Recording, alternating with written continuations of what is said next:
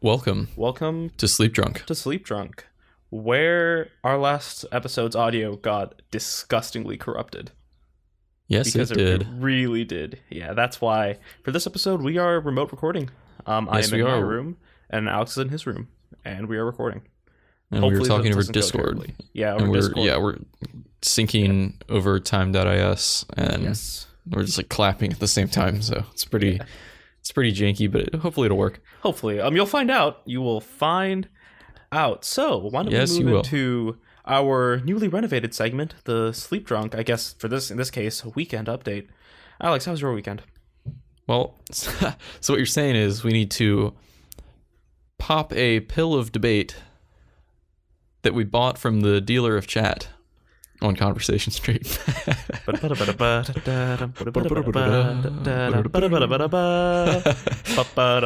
See, I was planning to record that on my saxophone at some point. Maybe I will, and you'll hear it, because I actually have to figure out the chords for the piano bit, because from what I can tell, it's an original composition, and they just don't have the chords up. But at some point, you might hear the Alavi cover of the Grand Tour Conversation Street intro. Hopefully you do. So that being said, Alex, anything interesting happened over the weekend? Because I know our last recording session was on Thursday, the day before publishing, because of things. Yes. So last weekend, it wasn't particularly special or anything. I got a lot of physics done. That was a little stressful because I have an exam tomorrow morning. So I'm resisting studying too much tonight so I don't burn myself out. Went to the store a few times just to get out. And then... Is that it? I could have sworn we did something. Yeah, I'm trying to think. Like, I think I did more things, but I don't know the things that I have done. See, this is why I keep saying we should, take notes of this. Yes, we should. I'm I'm going to actually look into my... How do you go into your Asana history?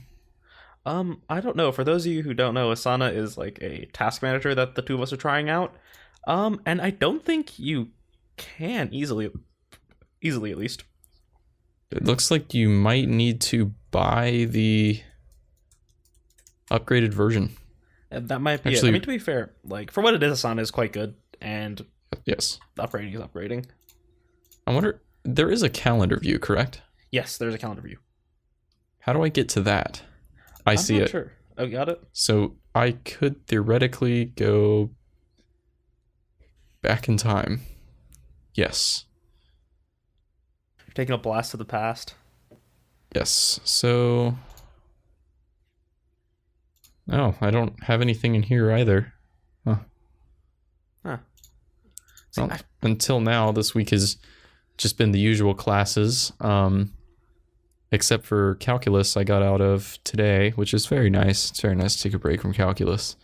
See, I'm doing the opposite. I have a test on Thursday. Today, we're recording on Tuesday. I have a test on Thursday, and I barely know anything for it, and I'm terrified because it is sequences, series, and differential equations. First-order differential equations. If you don't speak calculus, that translates to very hard and very sad. You'll probably have to do what I did because of my wonderful, not so wonderful professor Kevin Wolf, as we all know. The one and only Kevin Wolf. You'll just have to teach yourself. Mm-hmm. It's terrible. I mean, to be fair, my teacher's what I call him, Joseph Hart. He is all considered a very good teacher, but it's just that during one of the classes I was just really zoned out and very tired because it's always the wrong class that happens in. Yeah, because for me, calculus is an evening class, and evening classes you just always have that slump. My economics class is like that. Speaking of my economics class, I had a test in that yesterday. That was a bit brutal. Actually not that bad, all things considered. But yeah. But yeah, you always talk about finding your source of caffeine before you go in for your economics class, which is exactly why I hate night classes. Speaking of caffeine, I've made a commitment for not this week, because this week is going to be hell for me. I have a jazz departmental recital tomorrow morning, or not morning, tomorrow midday. After that, I have tests back to back on Thursday. First computer science, and then calculus, and that is going to be... It's not going to be fun. That sounds like a great time. I've already decided just kind of not to study for CS because I just know it better than calc. And in CS, the test grades matter a lot less. Because in calculus, your grade is the tests. Your grade is the test. That should really be changed. because exams are not a good way to measure people's learning because some people are just bad at exams. Yeah. Although, I mean, to be fair, in Joseph Hart's class, another part of your score is going to recitation. Like, that's 15% of your grade. Technically, a lot of my grade is not a lot, but technically some of my grade is my recitation quizzes, which I'm doing fairly well on. I actually managed to get a 10 out of 10 on one quiz that was counting for another one because he decided that it was too hard. But even then, that other one that he decided was too hard, I managed to get a 9 out of 10 on. Cool. But it's not like a significant enough part of your grade to where it matters. Yeah. See, I know for Joseph Hart, it's just as long as you show up to recitation and stay in recitation, like you don't just like show up and leave, it's 15% for just like coming. And I think it's good because like our recitation leader, I'll call him Andrew. He's honestly pretty great too. Like he's a fellow brown boy and he gets it. He knows he's good at calculus, but also just kind of like a cool person, and it's like fun to be around. So I think my calculus 2 environment is quite good. It's just that the content is difficult. Yes, it is. I hear calculus 3 is a nice breather, so hopefully it will be, and because I'm taking it over the summer, and I don't want another Calc 2 over the summer. Yeah, I may or may not be taking Calc 2 because I'm considering reformatting my major. I probably will because I'm. You mean Calc 3? Yeah, I won't have Calc 3. Probably won't have to take Calc. I hope. I mean, I kind of still want to take it to do it, just to have that knowledge, but I won't be taking it next semester. Speaking of next semester, we got to decide our classes. That was yes. fun. So registration was bright and early at 6 a.m. this morning. Yep, for us honors college. It was a nice groggy morning. I was not thinking straight, but somehow everything managed to go right, even though there was a little bit of a struggle. So for me, at least, I had everything ready to just hit the register button come 6 a.m. I actually opened up the same site that we used to sync here, time.is, and I waited exactly for 6 a.m. Mm-hmm. As soon as it turned 6 a.m., I clicked register. It took it, I think, a minute and a half. And then I got into all of the classes that I wanted. One of them filled up immediately, too. Wow, really? Which one? It was 122. Not 122. 240. My bad. Okay. So with the history class, right? Yeah, I signed up for the science section. Okay, that's interesting. Yeah, I'm taking that one. I'm taking a section on music. The history of music. But I couldn't get into physics 2 and the physics 2 lab because a co-requisite for that is calculus 3, and I'm still in the application process at this school to take it at another local community college near my house. Yes. So that I don't have a bogs down like awful stressful semester like I did this one. So I had to email the physics department and go through a bunch of back and forth in order to get that allowed so I could get in there before that class fills up, which I did. So I am registered for all my classes and I'm good to go. I got everything I wanted and I have Fridays off. Yeah, my schedule is honestly beautiful. It is. I first off got into all the classes I wanted. I just pulled up time.is. The moment we hit 6 o'clock, like the second we hit 6 o'clock, I pressed the button like 8 times. And the registration site crashed, I think 4 times on me within a minute. And I got into everything I want. I have no class on Friday. And on Wednesday and Thursday, I'm done at like 2 o'clock. And I don't have any class before 10:30 a.m. Yes, I don't have any class before 10:30. Like every day I have to be in class at 10:30, which isn't bad. Yeah. And honestly, like this semester, I've had it set up where I don't have class before 12. And in a way, I think it's actually been kind of bad because I feel like I'm losing my mornings, and the days just feel shorter. And I honestly that's like kind of what I figured you might say. Yeah, I don't really dig it. That's honestly like I'm not too mad that I have to wake up at 9:30 a.m. or I have to be in class by 9:30 a.m. every Friday this semester because it makes my Fridays seem super long because I'm already up and at 'em by then. That is nice. See, it was like that last semester, except the only class I had on Friday was my math recitation. And he didn't give quizzes, and it wasn't graded, so you can fill the blanks.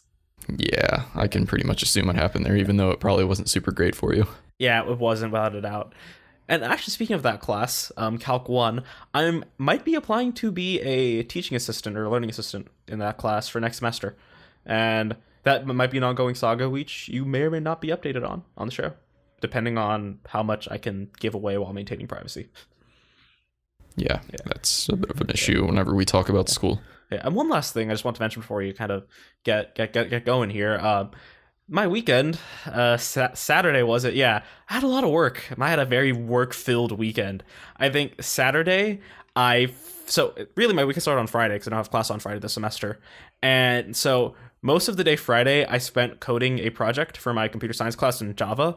I kind of enjoy coding. I'm a CS major, but if I'm being honest, I'm kind of disillusioned with it. But so I spent most of the day coding. Then come Saturday, I kind of do double duty of studying for the contest, coding, and then beginning the part that almost 90% of people in CS hate, which is also 80% of the work, that being debugging. And debugging is terrible, and I hate it. But I managed to debug my program to perfection, which I didn't manage to do last time, and I'm pretty happy about that. And yeah. And then the day after that, I got to write a 1,200-word paper for the man, the myth, the legend, the CS professor that doesn't allow computers in his class, Jonathan Thicky Olive. You actually added Thicky in there. I don't think you've done that on the show before. I haven't. No, I call him Thicky. I don't really know why. I just kind of do. It fits him. Yeah, because Thicky is not identifying. But anyway, yeah. My CS class, the same Java class, I took it last semester. Mine just wasn't as hard as yours, but I never really had issues with my projects and getting them debugged fully. I always got near perfect grades on all of my assignments in there. Yeah, I just hate debugging. If I'm being honest, I despise debugging. So what you're saying is you're pulling a Michael. In a sense, yes. Yes, I am. But, I mean, to anyone who does CS, you guys can sympathize that debugging is not a fun process. Because when you realize all of your hard work is broken, and now you have to go fix it. Because it's always broken. Unless it's like Hello World, and even sometimes that's broken. Yeah, like I know, for example, we had to have a file input, and like I had to put the file in 3 different parts of my project directory before I could get it to load properly. That was fun. Did you ever find out which one it was reading from? It was reading from the main project directory, not from NB wasn't it in there? Test folder. Wasn't it in there first? Directory. No, it wasn't. It was in the source folder. Oh, you mean yeah. Wow. There's a file just called badfile.txt, and it was very spooky. Someone is blowing up my phone. Huh. Rest in peace. I just heard an explosion down the hall. An explosion? Yes, because your phone's blowing up, right? You're dead now. You're a ghost. I'm gonna have to ask you to leave the show. Okay then. Soon? just a bit too soon. And there's one other thing we did this weekend, which I think makes a good little segue. We both made some purchases, for some things. Yes, we did. We bought skateboards. Or skateboard parts, because welcome to the first edition of what we hope to be a recurring segment, Sleepdrunk Learns to Skate, or in my case, a longboard. Yeah. Well, also, I also have a longboard. It's just not the what everybody thinks of a longboard. Yeah, it is a small it's a short longboard. It is a small practical longboard. It's a short for carrying to class and possibly maybe doing a few tricks on. Yes. So, I guess first, speaking of that, I think it makes a good segment to the first bit here. Why is it that you in particular decided to pick up skating / longboarding? So I've always wanted to skate. I've always been not pressured, but Ryan has suggested that I try before, and I made like a few 30-second long attempts to stand up on his longboard and failed. But I've always liked the idea of learning how, and it just seemed like a fun little way to, spend some downtime, develop a skill, be active, and just have a hobby, because I don't have a whole terribly lot of hobbies, something that I don't really like, I guess, about myself, but here I am fixing that. I mean, I would say you don't have very many hobbies that deviate from like your core field or like your little sphere of what you do. Yes, like, the only real one is photography. Yes, but I don't really participate in that much, especially up here where I'm out of my photography element, which is outdoors in nature and landscapes, and here I am pretty much in the city, and I'm cut off from that. Yeah. See, I picked it up for kind of similar reasons. Like I want to have an active hobby because I have a fair few hobbies. Like I game, I play the saxophone, I write, I do a lot of stuff, but it's most of my stuff is sedentary, and it's also kind of a redemption for when I tried to learn how to skate when I was younger and failed. Like my younger brother, he used to skate a lot. Like he loved it and he was quite good at it, but I had a board and it was honestly kind of crap, and I didn't want to invest the money in getting a new one because I actually got that one kind of as a gift. Like a family friend of mine was just going to get rid of it because it was honestly a pretty bad board, and we'll talk about board specs a bit later, but it just kind of wasn't a great board, and so I never really learned how to skate properly. And it also didn't help that at the time, at least, the roads in my area weren't great, and so I was just kind of anxious, and I never really got into doing it. So it's like, it's going to be, at least for me, hopefully, an active way of like getting around. It'll make getting to class easier because next semester we're going to be in Building P, the place where we're staying for our apartment, and it's kind of far from core campus. It is so far away from anything. Yeah, I mean, it's not terrible. Like there's farther living places. Yeah, I guess like Building G, Building R, Building G. Yeah, like with the dining hall. Oh, yes. But I mean, like, we wouldn't be able to live there anyway, I don't think. Yeah. That is an exclusive... Building R would place. Be very far, if you know what I'm talking about. It would be. But also, I feel like this is a great way to get into it because, like, I've always wanted to, but I've never really had a way to, or like an incentive, I guess, or a way to make myself. So buying a board that's, you know, nice and just throwing that money down, because people don't really want to buy used skate stuff. So once you buy something, you're kind of stuck with it. Yeah, so exactly. Throwing the money down and making that investment is a great way to make yourself want to learn, because you really don't have a choice unless you want to sit there and look at the money that you wasted on a board. It's the sunk cost fallacy, which is very effective. All right, so do we jump into what we bought? Yeah, let's look into our setup. So Alex, why don't you go on ahead and talk about what you got going? All right, so let's start with the deck. I guess the prettiest part. It's, you know, what everybody sees, even though it's not really the most important part. I mean, it can depend. I think, especially in longboarding, like having a good deck can matter. I guess the deck that you have kind of describes the kind of board that you have. So I bought a dinghy by Land Yachts. I got the Summit edition, which is, you know, just a type of art on the bottom. I think it's just a really modest but pretty board. Yeah, it does look very nice. It is a longboard, and it's in that category, but I would consider it more practical than a lot of longboards, because while you can cruise and, you know, do all of the longboard things, and it theoretically I could, like, you know, go bomb hills or do whatever. Also, a quick interjection there. When we say bomb hills, we don't mean plant explosives. Bombing is longboard terminology for going down a hill very fast. Pretty sure they could have assumed that, but anyways. You always want to be sure. Especially with some jokes that were made in previous episodes. Yes, you love your pressure cookers. Mm-hmm. Pipe bomb gang, we out here.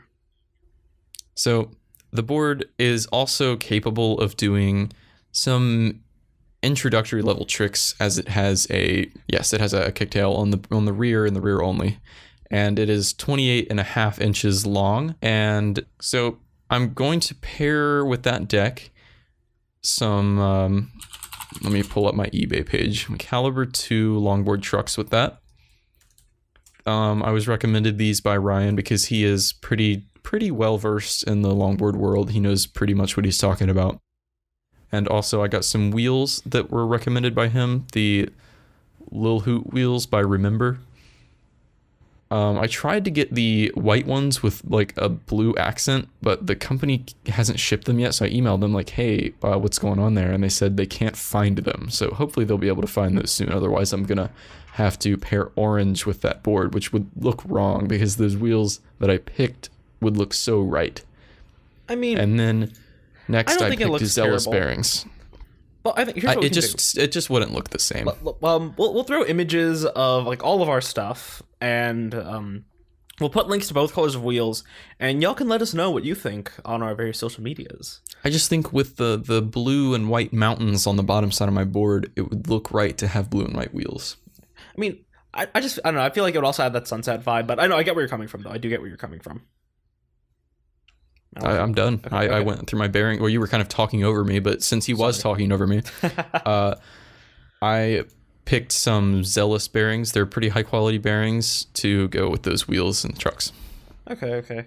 See, And also, just a quick explanation for those of you that don't know any of these skateboarding terms, which, I didn't coming into this.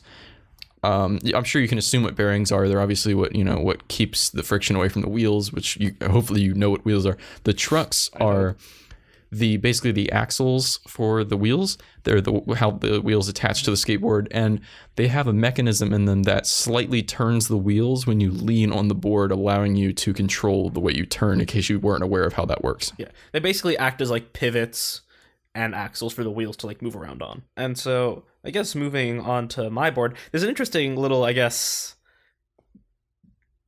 somewhat ironic, I'd say, occurrence here. So originally, Alex was planning on buying what's called a complete longboard, where it's just everything is just kind of put together for you, it arrives, and it's good to go out of the box. And I was planning on building one myself because I already knew my way. Like, I knew how to build a skateboard because I helped my brother build his. Because, to be fair, it's not very hard. Yeah, it it's is just really a matter not of putting difficult. some bolts through it. But it's like I was already comfortable in that space. Like, I knew what was good, I knew what wasn't. But since I actually went ahead and purchased a full-size longboard, I picked up the Arbor, I believe it's called Catalyst, and it was part of their artist series. It's done by an artist called Florian Schomer. There'll be a link to it in the show notes. And I realized it would actually be a lot more expensive for me to build a longboard, one that I would actually want, compared to buying it complete. So I ended up purchasing a complete Catalyst from evo.com, I believe, which had it for a wonderful price. I think very, very good price. And so my deck is a 41-inch drop through, and drop through just means that it's kind of the stereotypical longboard shape where there's almost like two peninsulas on the, I think that's what I can describe it, like two peninsulas that jut out from the main body of the board, and the trucks mount through it. So it puts you a lot lower to the ground, and you also don't get wheel bite, which is when you try to turn and the wheel brushes up against the deck. To be fair, I don't really think wheel bite is a major problem. I mean, it's just kind of a secondary concern. Yeah, but also it's just more like of it'll be just the annoying. look. Yeah, and I also like the look. I think it's like a nice iconic look. And so as long as you get the right trucks, wheel bite is not a major issue. Yeah. But it can always happen, and it's annoying, so might as well just avoid it if I can, and if I like the look. Mine has double kicktails, so it's like fully symmetric, so I can just ride it in whatever direction I want to, and I can use it to do some more tricks, because while I do want to use mine as a means of transportation, which is another reason why I got a drop through, is because they're a lot better with shock absorbing.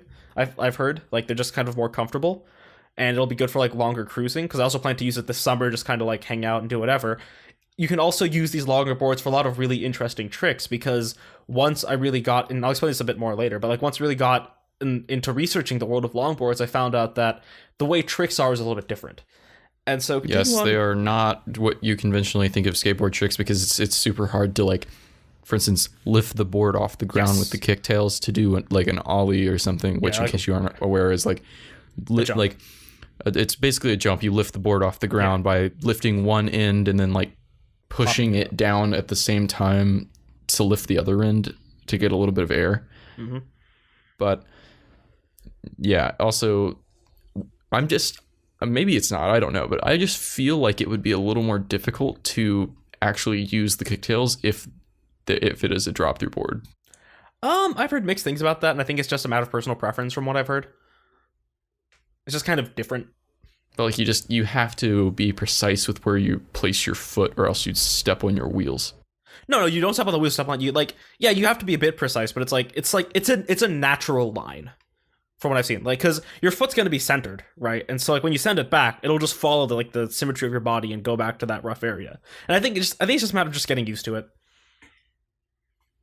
But I mean, I'll find that out when I start learning. But like I was saying, so my trucks, they're Paris 50-degree reverses, like reverse kingpins, and it just kind of means that the main bolt of the truck faces outward. And I think I know in like very elite longboarding that does make a difference, but I think for the average use, it doesn't really matter too much. Correct me if I'm wrong. Okay, so I am going to correct myself because I was, if not wrong, ambiguous. So the actual variety of truck, kingpin versus reverse kingpin, is more of a personal preference thing. However, I just want to clarify that the direction you mount them in, like for example, reverse kingpins have to face out, regular kingpins have to face in, does matter because if they are mounted the wrong way, then when you try to turn left, you will turn right.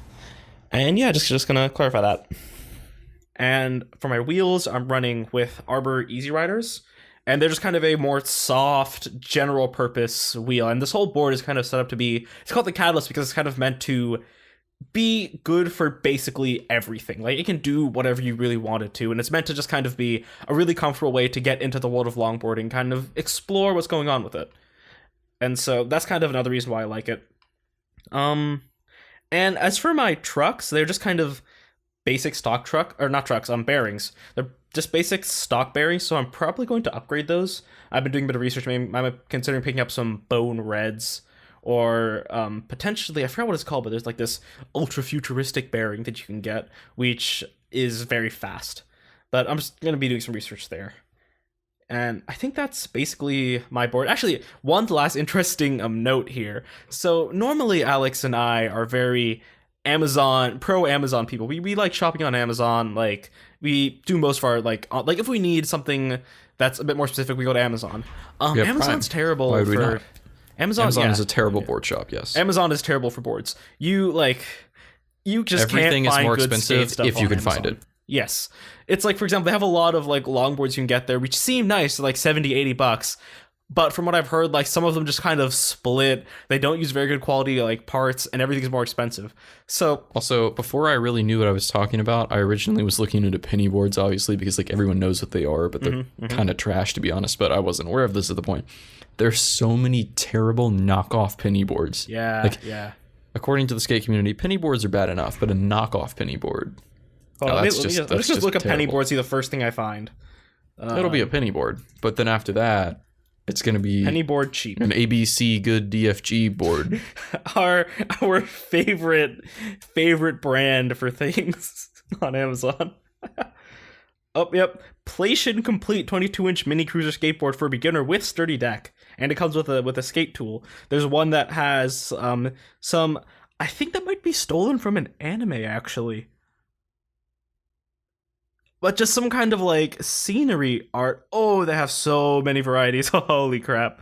$15 by Rimmable. Don't buy it. It's not going to be good. We're not going to link it, but yeah, it probably will. Or if it doesn't kill you, it won't get you anywhere fast. But yeah, that's that. I just kind of slipped onto Amazon. So now that we've gone over our setups, just want to take a quick minute to discuss the distinctions between longboards and skateboards. I know this is in the show notes, but it's like, I just kind of felt like saying it. I've always found skate tricks to be cool, but I always thought they were a little bit too technical. For some reason, I really like watching people do longboard tricks. Like things like dancing and freestyling, it just seems so much more fluid. Like, have you seen any of these kind of tricks, Alex? I've seen some of the hand tricks that you were referencing earlier before the show. And you know, just, I don't know, longboarding to me, like, is just more of a practical thing because I'm not the type of guy that's going to go out to the skate park and show off with all of my little tricks. While I can respect the talent that goes into that, that's not really my thing. I just want to be able to get to class and maybe increase my style points while I'm doing so. And I mean, that is true. I think that's what the majority of my longboard use is going to be, but I think even then, a lot of longboard tricks are done outside the skate park. They're just kind of done like on the street, like just going around. Like hand tricks especially, I think, are really cool because hand tricks are kind of where like you'll flick the board up, it'll be in the air, but you'll just kind of walk along the ground and casually get back on in like one fluid motion. I just think that looks so cool. And so that's kind of one of my goals, I guess, with longboarding is I want to learn at least a couple hand tricks, which is also a segue into the next bit in the show notes, goals. And what they are. Goals. So my major goals, I obviously want to be able to ride the board fluidly. I want to learn how to avoid common obstacles. Like if I see like a hole in the road coming up, I want to be able to dodge that quickly and swiftly. Pebbles that are big enough to cause issues. I want to be able to manual my board, which is where you kind of stand on the end. It's basically a wheelie. It's basically like a wheelie for a skateboard. Yeah, you stand on your kicktail, and you like put more weight on that than on the front, but you also control it, and then you lift up your wheels, and you can, if you move, you can possibly spin it to turn very quickly. Like I've seen some people spin like fucking Beyblades, and it's intense.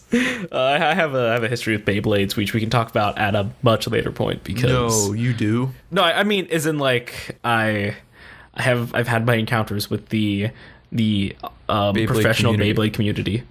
I was gonna say I just lost a little bit of respect for you there. I mean, I owned a Beyblade when I was like a kid. Okay, yep. Like respect when I was like, what did my level shoot up? When I was in like, I don't know, like elementary school, I had a Beyblade. It's not acceptable. You should have known better. You should have been into silly bands. But like, I was actually in like middle school. But that being said, like, middle school? It took a while for silly bands to hit you. See, actually, when did silly bands hit? Silly bands were like 3rd grade for me. Were they really? Hold on, when did these drop? Let me look these up. Because for me, they didn't hit for a while. Where's the all right, we're on the Wikipedia silly bands page. I'll leave this in the show notes because why not? Origin and concept. The originals were 2002. Distribution. The first sets were sold in 2009 and like 2008. I never bought them. Somebody gave me one that they didn't want, and I traded it all the way up to have like 10 really cool ones. Damn, that's pretty epic. Apparently in 2010, Quiznos had silly bands in their kids' meal. It might have been earlier, actually. It might have been earlier. Because remember, at one point, definitely in elementary school. I was like in the mall. See, I have a funny memory with silly bands. I was in the mall, right, like with my brother, just kind of chilling out, and I hear this kid. I know we're just kind of yell, "Arthur, silly bands!" I'm just like, what the hell are you doing, man? Why? He just yelled it, and this is a bit of a tangent, but I'll let it slide. Yes, it's silly band tangents. So what we're talking. Oh yeah. Manuals, right? Goals. Okay, so see, for me, I guess my personal goals would be just like gain competency with the board, be able to get around and like do all that kind of stuff. I want to learn how to slide because I've heard it's both an effective stopping technique. Sliding is where, like, as the name implies, just kind of slide the board across the pavement like while you're moving. And I've heard it's a very effective tactic for slowing down. And for also, visualization, it's kind of like how you slide and stop on a snowboard. Yeah. Or like drifting a car. Not necessarily. Or I guess doing a handbrake turn, I guess. Because your front wheels like your left, depending on which way you slide, one of your front wheels comes off the ground too, and then they sort of just scrape. Really? Because the way I was watching a video on it, the way I've seen it is just you just kind of like push it. And like all wheels it depends on the force, but usually... Because if the wheels come off the ground, it's nothing like a handbrake turn. It's just how you stop on a snowboard. Oh, on a snowboard, yeah. No, because like from what I've seen, if you have the front wheels come up, it's a pivot.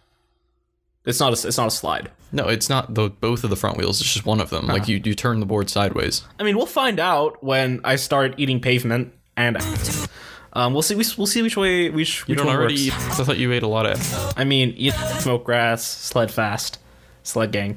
That is true for life, and more. Sled gang. Yeah.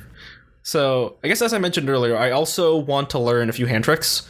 Like there's one called the Tiger Claw, which is like a basic one that looks really cool. There's the Demon Claw, which is a variation on it. There's like No Complies. There's a few interesting ones, and I want to learn a couple just because A, it's a cool way to pick the board up. Like I can just like flick it up, it'll be in my hand, and B, it just seems like fun. Ooh, the Tiger Claw, edgy. At least the Demon Claw's edgier. That is edgier. I forgot that you said that. I'm just sitting here waiting to say edgy. Oh, that my voice went places. Yes, it did. It went to hell. Yeah. I had another one in mind actually. I also want to learn how to dance on my longboard. Like I basically want to be like blitzing down a sidewalk while having everyone take the L.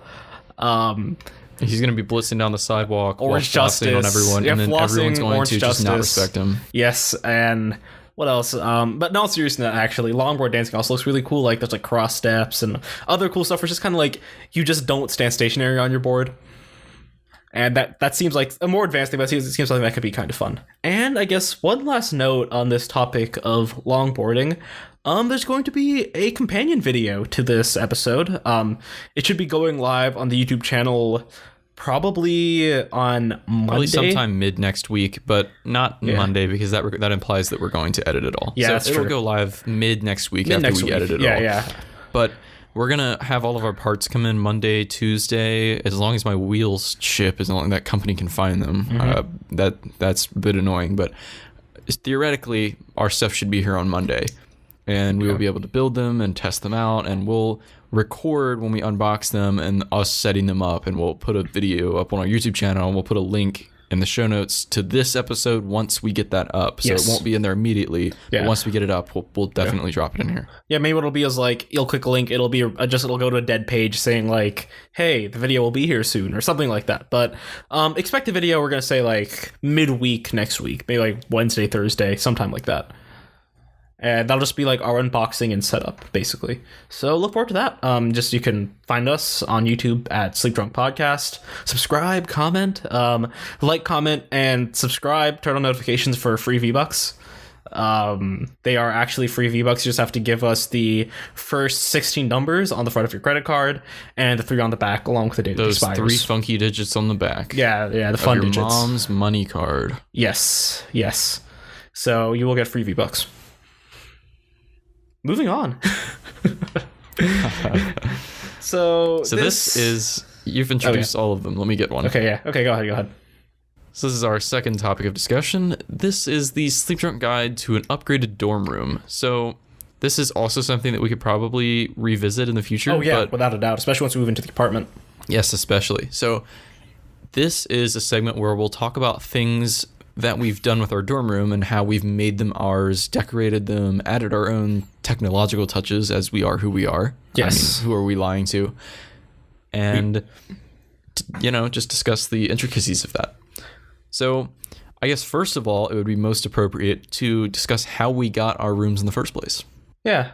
So the way ours had to start, we're in the honors college, and in our school, the honors college get their own special little freshman dorms for all us little honors freshies. It's called the Living Learning Community. Yes, the honors LLC. And I don't actually remember that much about selection day. I just remember that I just kind of picked our building arbitrarily, and I was like, hey, I want a room near the bathroom. So I picked the one across the way from the bathroom.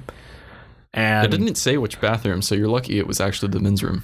yeah, actually I was, but I was like, I'll take the risk because the other one was full, I think. So I just picked it, and then I filled out a little housing questionnaire, like, oh, are you messy? Are you clean? Do you like waking up late, early? Blah blah blah. Filled that out and hit submit. I also picked the first floor because I figured it would make moving day easier, and it did. Like it really did. Yes, it did. That was so. I thought a little too much into it. I didn't have a roommate picked out, but I saw this building here, and it just looked like it was a nice location because I could go either way out of the building, and it was also, reasonably close to a dining hall. Like it just seemed like a good area. I figured this one, the one next to us, or the one on the other side, since there's 2 buildings, are sort of attached to this building. Mm-hmm. And this one was the only one where the first floor wasn't completely filled up, I want to say, by the time my selection window was open. And I wanted the first floor just because I didn't want to have to go up steps. Yeah. That's really no other reason. Especially because steps on our building kind of suck. Yeah, they kind of do. And so I picked my room very strategically. I wanted to be close to everything, and I wanted to be able to go out the door quietly, which there's a door right next to my room.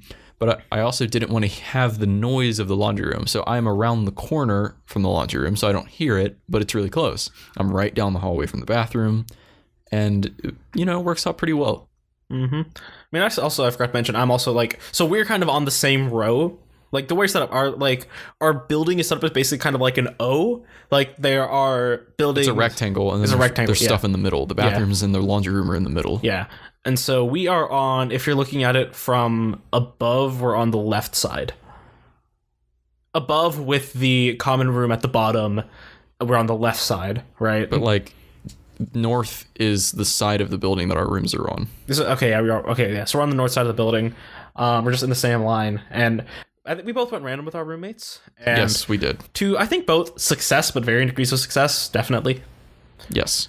Yeah. So my roommate is nothing like me at all, but not in a particularly bad way. He just is never here, and it just for the most part just doesn't cause me any grief. Yeah, you guys heard him on the last episode. He was on here an episode ago, and he's clean, as am I here in college for some reason, not at home, but like I managed to be very clean here. Our room's probably the cleanest one in the building, if we're going to be honest. Yeah, without a doubt. And yeah, we get along very well. See, my roommate, y'all know him. It's Michael, who's been on the show for the last 6 episodes. We're the same person. We are very similar people. Like, sure, we have different mannerisms and a few different interests, but like, for example, we both play Magic the Gathering. We're the same D&D group. We both read the same very obscure book series about Merlin in middle school. We both own swords and bows. What else?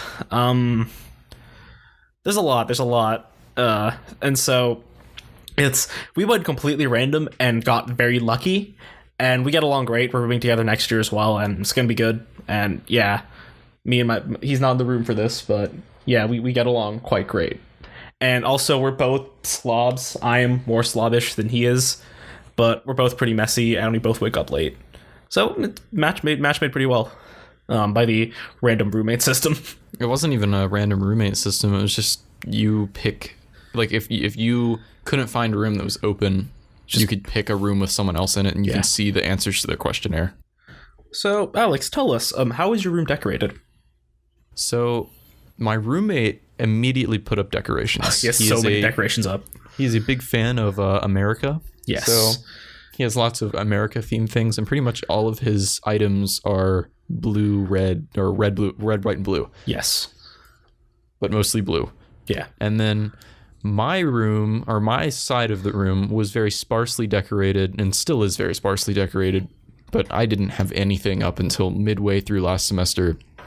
I ordered some prints of some photos that I had taken that I'm proud of, and now I have those kind of up on the wall.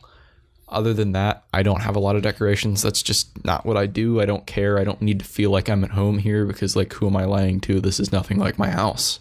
Yeah. At all. It's not going to change anything for me, and it doesn't bother me, so I didn't bother.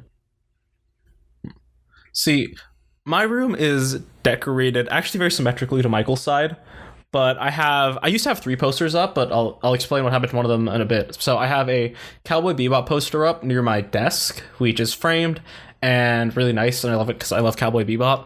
And then on the far side of the room, like where the head of my bed is, I have a print of the Great Wave over Kanagawa by Katsushika Hokusai, the famous Japanese artist. And I know it's a bit of a weeb move, but I also just really like that painting in particular. I think it's like just a really iconic bit of art, and I still got a poster of it, and I thought, why not? That's great, because at my room at home, I just don't have that many posters up. Like, my room at home is relatively sparse, and so I thought I'd kind of spruce this space up and really make it my own. And I also got some prints as well from some photos that some were taken by me on my phone, and some I just got from my mother, but they're of just various places I visited around the world, mostly, I think almost all nature actually. A set of them are in 2 various areas in the Himalayas that I visited over the past 2 years. One is Manali. I think I have a few pictures from Satal, I'm not sure, but those are both wonderful. And then I also have some pictures from various places in Ethiopia that I visited, and those remind me of like back then, and just, I guess, home in a way, like my homes. I also have a poster I made for one of our classes we have to take as part of the honors college, a research class, which I'm quite proud of, and so I have that up there because I like it. And I also have a drawing of baby Simba on my wall because visual culture class, baby Simba. I got to be Rafiki. I got to pretend to be a Rafiki. I got to pretend to be Rafiki and hold up the baby. It was cool. That was our first day. Yes, that was our first day. I also have a random photo taped to my wall that fell from, because I have all my photos just kind of lined up along this like cork strip, I guess, that we have up on our walls, and have them all lined up. And I have this one that fell, so I just taped it to the wall. And that's it for my decorations, pretty much. We also have an LED strip. LED strip set up. So yeah, they copied that idea from us. Yes, they did. That is another one of our decorations I forgot about. In our room, I convinced my roommate to go 50-50 on a RGB LED setup. So we ran 2 strips across the little cork things at the top of our walls that kind of add a nice ambient light to the room. Yeah, we'll put a picture or two. Yeah, and also another thing I forgot, I have a whiteboard in my room. Yeah, I have one as well. That I put, that I hang from the little cork thing, and I just put like my day schedules up there and then other things that I'm going to be doing. Yeah, I'll elaborate on mine a little later in like a It's just nice section. to like, because my roommate does that as well, and it's just nice to know like when each other are in class. Yeah. Me and Michael just know each other's schedules for the most part. I can't be bothered to remember Sean's schedule, so I just reference that all the time. Fair, yeah. And yes, we have LED strips in our room, and we have the exact same set of RGB LEDs. Basically, we run the strips along the cork, and basically what we did was this is the idea that Alex actually stole from us. I stuck Velcro command strips on the back of the remote and just kind of stuck it on a convenient place on the wall. And that is where I have that, and it makes it very easy to get to. Actually, I did that for one of my remotes, but I actually brought another remote that's compatible from home. So I have one that sits on my refrigerator / nightstand, and then another one that's Velcroed to the wall so that Sean can get to it whenever he wants to. Yeah, I think I might do that I might get another remote and set that up in mine and Michael's room.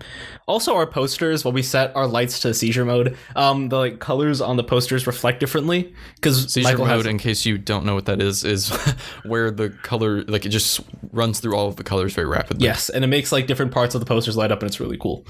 And yeah, so I think we're just gonna take a bit to talk about the utilities and tech I've set up in our room, because our room is, I think, pretty teched out by most standards. We have the light strips up top, and then also in our room we have dual Amazon Echo Dots set up on the walls, wall mounted, because they're set up with Velcro command strips. I just use those a lot personally. And so those are set up in a stereo pairing. And for the price, I think I bought them when they were on sale around the holidays. The price was great. I got them both for $50. And they sound awesome. They're smart speakers, so I can check the weather and set reminders and alarms. And they're just really good to have. And have them situated almost in I'm looking at them almost in a perfect line from each other, so it's also very symmetrical. And just kind of run a plug down. I originally had a Led Zeppelin poster on my closet door, but I replaced it with a giant whiteboard sticker. So I use that for my math homework and stuff, and just writing notes down, studying. I've found it super helpful, especially because if you're doing calculus, you have to do very, very, very long calculations, and it's just nice to have it in one column where I don't have to follow arrows. In addition, I have my desk set up very specifically, but Alex, why don't you talk about your desk setup and utilities first before I talk about mine? So our room until yesterday, which is a whole can of worms that I'll get into here in a second. Until yesterday, our room wasn't necessarily very teched out. I had a nice setup. Sean isn't a techie person, so he doesn't have really anything techie. He just kind of doesn't. But my desk, I needed more desk space, obviously, because always. Our desks are never, a desk is never big enough. Mm-hmm. I have a giant desk at my house, and quite frankly, I feel like I could always use some more space on it. Always more desk space. These tiny college desks are nowhere close to big enough. So what I've done is I've pushed my dresser up next to my desk, which happens to be the same height, and then use that as an extension where I sit my laptop and power strip, which powers all of the various devices on my desk. And because, as I mentioned in the last episode, I have a Surface Book 2. The Surface Book 2 is compatible with the Surface Dock, which is a wonderful, I will say this one's overpriced, but it is a great machine that snaps into the proprietary Surface port, which is the charging port and also built for this thing. And the Surface Dock is an external power device that charges the laptop and allows you to, with one plug, connect it to a whole host of other devices. So I have it set to turn my keyboard and mouse on and turn my monitor on. I also have my headphones and an Ethernet plug plugged into the Surface Dock. So I can just sit my laptop down on my dresser. The plug's magnetic. It automatically slides over and clicks into the laptop, and then it just becomes a desktop with 2 monitors because the laptop's one and then I have another one. And then for music, I brought a stereo up here, but I left that in the common room, so I just kind of use my Bluetooth speaker when I want to listen to stuff out loud. Mm-hmm. Because if just as for quick filler, we have a vinyl record setup in the common room with my player and his stereo, and so it's like if anyone wants to like put on a record, because I have a decent record collection, we can put it up there. Also, the TV audio in the common room's pretty terrible, so we use the stereo as a supplement. Yeah. My desk setup is. I like having my desk really like teched out, but I try to keep things concealed, especially because, like I said, I'm a colossal slob and my desk is almost always a mess, and I just need space for that mess to exist. And so my dresser is in my closet because I just use it for storage, and I didn't feel like bringing it out because of where my side of the room is. But I have on my desk just a space for my computer. And until very recently, actually, I just kind of had everything stretching out to a power strip that was under my bed. But I decided that in the ongoing saga that is Operation Wall Mounted Switch, where I tried to wall mount my Switch, the cable wouldn't reach that far. So I went to Target and bought an overpriced surge protector. That cable wasn't long enough, so I used that. I swapped all my underbed power, because I power like the microwave, the fridge, and my bedside table lamp, all of that with like one power strip. So I swapped that one, which is this really weird like shape that's meant to clip onto stuff. I swapped that for the one I bought at Target, and then moved that one I just kind of stuck it on this plank on my bed. That's relatively concealed, so there I run power for my monitor, my laptop charger, my Switch, which I have the HDMI running to my Xbox's TV in input, which then runs to the monitor. And I'm going to get an HDMI switcher because my monitor only has one input, and I'll plug my cable into that, and that way I can just switch between everything. And I have my monitor on top of my Xbox, which acts as a bookend for my record collection, my textbooks, some of my textbooks, and I think, what is it? Yep, 2 volumes of manga. My Hero Academia Vigilantes, Volume 1 and 2, which I read online and bought the physical because I felt like it. And then holding those in place is a stack of other books, like 2 economics textbooks, a calculus textbook, and more manga that acts as a second bookend. And sitting on top of that is a box with the Magic the Gathering Ob Nixilis Commander Precon. It's not great. And also normally just somewhere on my desk is my toothbrush and mouthwash.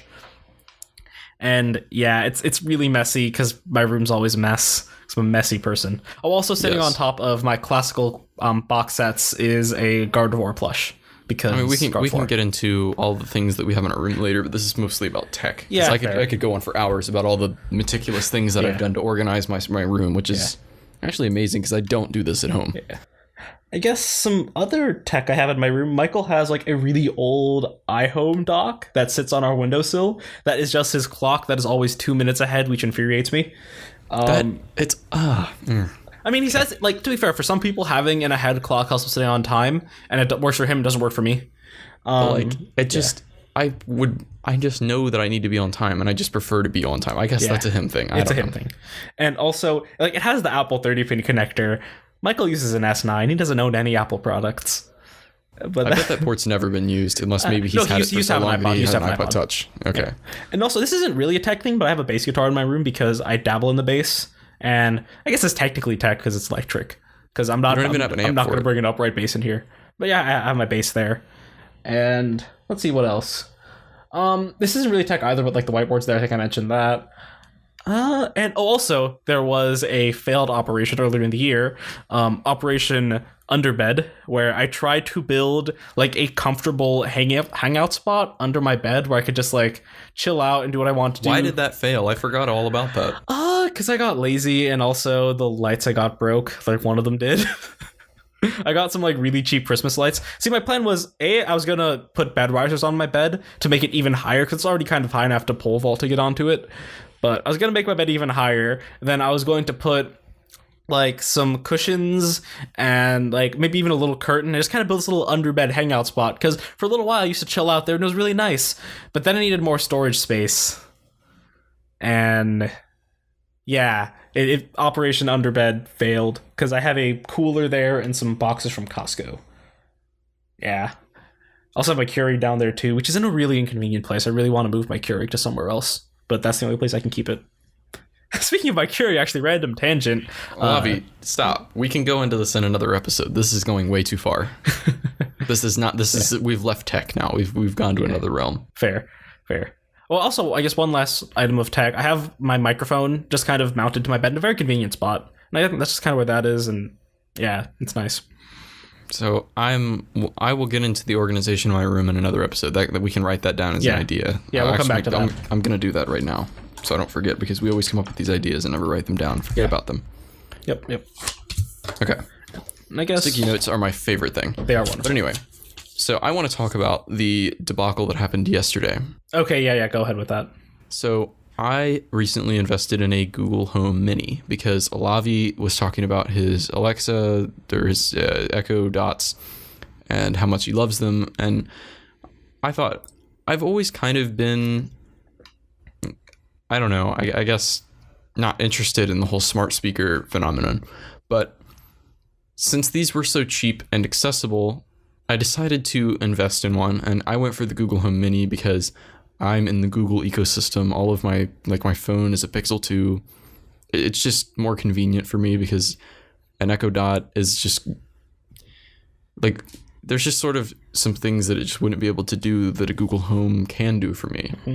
Like read into all of my Google apps and pull data from them, or easily work with Spotify or any other services that I wanted to. So I got that, and I had a lot of trouble setting it up because it didn't want to connect to our school's Wi-Fi because it doesn't support the security that the school's Wi-Fi has. And anyway, eventually I got it to finally accept the school Wi-Fi and get on it. One problem: Google Homes do not have any sort of by account security or locking like the Echo Dots do. Mm-hmm. So anyone that has the Google Home app, or any app that allows Google Cast, can sort of take control of your Google Home. Yes, it can. So it wasn't a major issue, except I didn't understand why it would pause every now and then while I was listening to music, and then it progressively got worse. The pausing would start happening every 5 seconds, and then somebody turned the volume up all the way, and then somebody tried to blast a song through it. And I pulled the plug, and I was mad, and I contacted the IT office on campus, and I said, is there anything I can do about this? Can I make my own devices a subnet? And they said, no, you can't. That's not possible. I said, well, maybe you should suggest that to your superiors. But in the meantime, would I be allowed to make my own hardware subnet? And they said, well, that's not possible with how the network's configured. I said, it would be, but am I allowed to? And they just, again, said that it wasn't possible. So I'm like, do I have the freedom to try? Because I was pretty sure that it is possible, without ITS showing up at my door and saying, hey, cut that off. He said, you're more than free to try. That is what he said. So within 20 minutes, probably, I pulled out an old router wireless access point combo that I have, or for I just hate the term wireless router. It's so misleading. Anyway, IT stuff. I pull it out of my drawer. It's pretty bad. It only supports 10100, which is up to 100 megabits, and the school Wi-Fi is 1000 megabits, or the school's Ethernet, that is. Yeah. And I plugged it in. I registered its MAC address so that it could connect without having to authenticate or anything, because obviously it can authenticate. It's a router. And then I didn't put it in bridge mode, so it's not an access point. It's its own router, and it thinks that the school's network is the outside internet, and then obviously the school's network just routes everything that's to the outside internet. So I have an Ethernet cord. I finally made my roommate's printer wireless, or at least if you're connected to this subnet of mine. And then I have my laptop plugged into it, but I wish to buy a gigabit router in the future so that I can get higher bandwidth for downloading. But anyway, I put my Google Home on that, and now nobody can take control of it. It doesn't pause randomly. People can't play random songs on it. But the funny part is, I'm still a part of the whole school network, so I can see everyone else's Google devices, but they can't see mine. Yes. So in short, Alex has a license to engage in fuckery.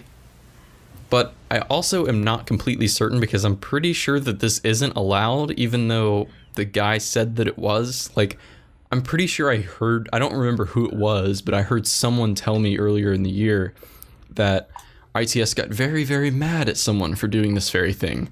Really? So we'll see, because I'm going to show them the proof that I was given permission by somebody at ITS to do this, because I was. And until that moment, or hopefully never, but until that moment, I have little notes put for ITS everywhere, such as the SSID or the name of my wireless network is ITS said I could, so. Yes. And when you register your devices on the school network so that you don't have to authenticate every time they connect, you put in the MAC address and you put in a name and a description. So in the description, I put in all the details. I was like, this dude said that I could do this, reference the chat with this identifier. That's that. Yes. And I think now it's just running smoothly, right? Yes, everything is running very smoothly. See, and also, I'm very happy with my setup. This may or may not benefit me because I game a lot on Xbox, like with just old friends of mine, because that's just what we do. And our school's NAT type, which is what governs multiplayer interactions, is strict, which means voice chat works sometimes. You can't connect to some games. It's bad. So I'm going to test this at some point, but I have full bars for ITS said I could. So in my room, which is like 2 rooms down from Alex's, so I may or may not have to skim his Wi-Fi like a shitty neighbor and play some Apex Legends or whatever, Red Dead Online, something at some point, because having a strict NAT type sucks, and I don't want to like hotspot my phone. I'm surprised that you can get full bars in your room, because in the bathroom, my phone likes to drop it. See, it's showing full bars off my computer. So Xboxes, you can normally cut a bar or 2 off of what you got on a computer, but I'm going to test it later. That is true. Computers generally have better Wi-Fi antennas. But I should be able to make it work. And if I can circumvent the NAT type restriction, I will. Because it's pointless. Yes, it's very pointless. Because like they say it's for security, air quotes, but in reality, like it's never affected anyone else. It's a very redundant security protocol, especially when there's already authentication. So yeah.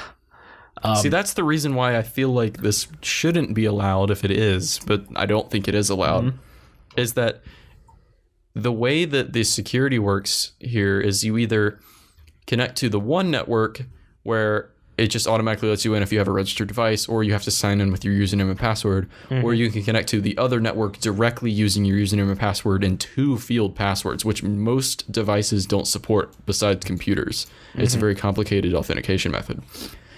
Whereas this access point that I've created in my room doesn't support any of that fancy business.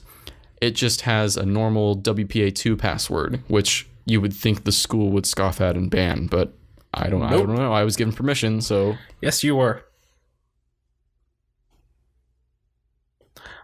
Well, I think that about wraps everything up. Actually, one more thing. I think before we kind of cut this one off, Alex, do you have any advice? Because I know most seniors in high school now have gotten their college decisions, most of them by now. Do you have any advice to anyone coming into the dorms? Anything you learned just before we wrap up? Like 10-second advice? Bring lots of command hooks. You will never have enough command hooks and strips. The Velcro ones are fantastic too. Yeah, and you can buy them. You can buy them in bulk at Target, $8 for like 12 sets of strips for Velcro ones. Just buy the bulk ones. It's super affordable. Trying to think of anything else. Also, don't be as scared as the random roommate thing. Like, yes, there are horror stories, but the chances are you're going to get someone that you can at least get along with, and maybe even, like, is another you. Yeah, like me and Michael. And I guess my advice would be, especially if you can get to your school from home relatively easily, like, if it's within a drive, pack light, like, bring your essentials at first, and then as you need more stuff, bring it in. For me, that's not really the case because my parents are stationed overseas, but I just know like there's a lot of stuff I thought I would need that's just sitting around collecting dust that I wish I didn't bring. So especially if your rooms are smaller, bring just the essentials first, and as you need, bring your own stuff, and don't be afraid to get new stuff and really make the space your own. Yeah, I have accumulated so much stuff because I sort of packed light and then brought more things as I needed them. And like I really didn't have anything in my room, but now I feel like I have quite the whole lot of stuff. Still not as much as probably most people, but I've accumulated lots of small trinket items that's going to be hard to pack up and bring home. Yes. Like Alex's my top desk. I've seen the inside of it. It's gonna be a nightmare packing that stuff. It's gonna be a nightmare. Awful. My desk is really bad. Better organized than that. Yeah. I was gonna say something else. Also, pro tip: just have too many fridges. Just sharing is nice, but having too many fridges is better. Yeah, it is better. Like one per person, not for yourself. Obviously. Yeah. Because it's like, for example, I consume a lot of sparkling water. My fridge is just full of sparkling water. There's nothing in there but sparkling water. My roommate's mother loves to give him food, and whenever she gives him food, it is like enough food to feed him for a week. It annoys him, so it's like it's not his fault, but like he fills the fridge with that stuff. Yeah. And also it smells like it for a while. So yeah. Also, don't get the biggest fridge you can buy because chances are it's going to be a real pain to fit it in the room somewhere. Like to move it around too, like bringing it on moving day. Also, one last bit of tech that I don't know if I've mentioned on the show. Have I mentioned my SDR? No, you haven't. You have not. So I have this thing, which is mostly like an accessory for my laptop, but also it's possible to use it with your phone, which I've done it before, but it's not quite as good. It's called an SDR, or a software-defined radio. It's a cheap little $30 item that you can pick up on Amazon, and it allows you to listen to pretty much any frequency you want, and realistically any frequency you could ever want if you buy a little expansion device for it, which I don't have because I just haven't found it necessary. But I can use this to tune into the campus PD, and that's quite entertaining. It is very entertaining. It is very entertaining. Yeah. I had one more thing I wanted to say. What was it? I think actually no, I think that. Oh, actually, one last thing. Wall mount everything. Just wall mount. If you can wall mount it, wall mount it.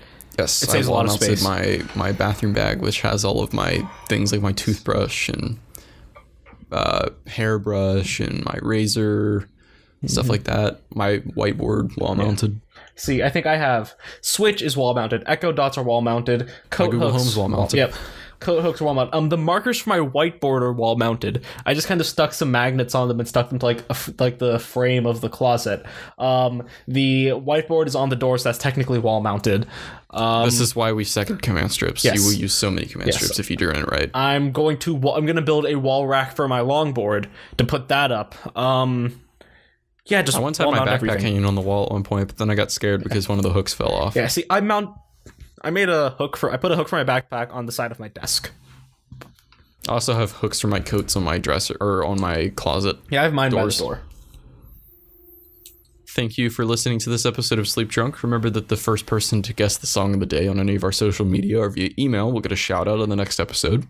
The song of the day for episode 6 was Stereo Love by Edward Maya. It's that song that you've heard a million times before, but you just don't know the name of. You have heard it. You have heard remixes of it. You have heard it sampled. You know that song. You know that song. But you just don't know it, though. You don't know what it's called. The Sleep Drunk podcast can be found on any of your favorite podcasting platforms, including Apple Podcasts, Google Podcasts, Google Play, Spotify, Stitcher, and more. We'll catch you next week.